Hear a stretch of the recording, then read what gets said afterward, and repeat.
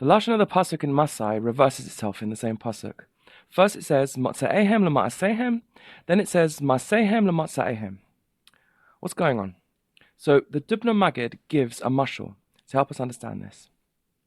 A man remarries after his wife passes away and loves his new wife, but she's a terrible stepmom for his son, making the son's life very difficult. When his son eventually gets engaged, on the day of the wedding, the father and the son ride out to the location of the wedding, which is also the new place where the son's going to live. During the ride, the son keeps asking, how far have we traveled? And the father, on the other hand, keeps asking, how far is there left to travel? Now, the son is focused on the past. He's very happy to escape his old life. So he's counting the meters distance that he's made away from it. Whereas the father is excited for the son. He's joyfully anticipating arriving at the destination where his son is going to receive great blessings and a whole new life. So some people in Bnei Israel were focused on the future, on getting to the land of Ratzah, the desirable land of Eretz Israel. The others were lacking in faith in Hashem and were too busy focusing on the difficulties of their past and trying to get away from them. So in this drasha, I want to compare these two groups. Is Group B really worse off than Group A? Or are things more nuanced? So let's look at Samech Vav, Mattot and Masai by the Rebbe Rashab. Recently, my wife and my kids and I went to a interesting old manor called Speak Hall on a family trip. It's a huge manor. It's absolutely gorgeous. It's stunning luxury for the extremely rich of the Tudor and Victorian times. Proper luxury. It was extravagant to the extreme and also very charming. All this luxury was sitting amidst a lot of poverty. For 99% of the rest of the world, life was extremely difficult. At some point during the tour, my wife asked the guide, well, it must have been nice to be a servant here at least, right? Because it was nice, warm, and a beautiful place to live. But the guide said, no, trust me, you do not want to be a servant here. It was a very difficult life, and gave lots of examples of how they'd have to get up very early and do lots of back-breaking work all day. It was a terrible life, right? Indeed. When discussing our relationship with Hashem, the commentaries note that there are two levels, right? On the level of Yisrael, we are considered banim atem la Hashem elokechem, b'nei bechori Yisrael. A child is drawn with great love to serve his father because he is an extension of the father. Davar kar'a da'avuhi, as it says.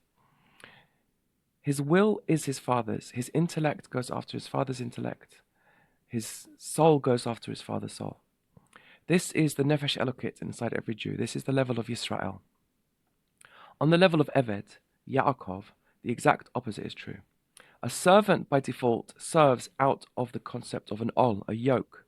He does so out of duress and force. His whole life is dedicated to his master from his birth, to the point that he does not have his own life at all. He's made to do work out of fear of his master, and it's back-breaking work, with no chance to rest or revive his spirit. Unlike the son, who enjoys serving his father, a servant has no joy in it, even though this is the fulfillment of his very existence. However, this type of servant can reach a higher level. There is a higher level of Eved, which is an Eved who serves out of love and attachment to his master. This servant recognizes the greatness of his master and seeks to please him and fulfill his master's plan and his will. This level is the highest level of all. It's a level where the servant takes great joy in his service, not finding it burdensome at all, just like the son. But it's greater because he is not a son. He doesn't do it as a fulfillment of his own nature like the son. In fact, he happily relinquishes his own nature, his own life and existence, and willingly and joyfully dedicates it to his master. As such, he greatly pleases his master. The master trusts him with everything. Like Abraham gave his house over to Eliezer, his servant, and Potiphar put Yosef in charge of his household. They utterly dedicated themselves to their master, nullifying every drop of their own will and life. They did everything for the sake of their master and their master's profits and worked exceedingly hard. They went against their nature and avoided what their souls were naturally drawn to and even refined it so they wouldn't be that way anymore. And they removed themselves from the equation entirely. Everything they did was for the sake of the nachat ruach of their master, so much so that the vessel of their service belonged entirely to the master and didn't even bear their name on it at all. Even the reward that the servant gets from his master is for his master, and he doesn't consider himself at all. This is the depth behind the two levels and kinds of Eved, the servant out of fear and the servant out of love. A true servant doesn't start at the highest level. First, he must accept the yoke, Ol Malchut Shemayim, out of fear and awe. He must force himself to go against his nature, restrain his desires, crush his ego, and toil in mitzvot and Torah, even when he feels no light and no joy. That coercion, the fact that he serves despite himself, is what earns him the title Eved Elokim. Even a Jew who does learn Torah and prays just like everybody else, but he's doing so only because it's comfortable and he's only doing it within his own pleasure zone, his own comfort zone, that's not considered a true avodah. But when a person breaks himself for the sake of heaven, when he pushes one time beyond his habit, beyond his comfort, beyond his nature, he becomes something entirely different. And that's where real service begins. And from that crushing and that coercion, a new possibility opens up.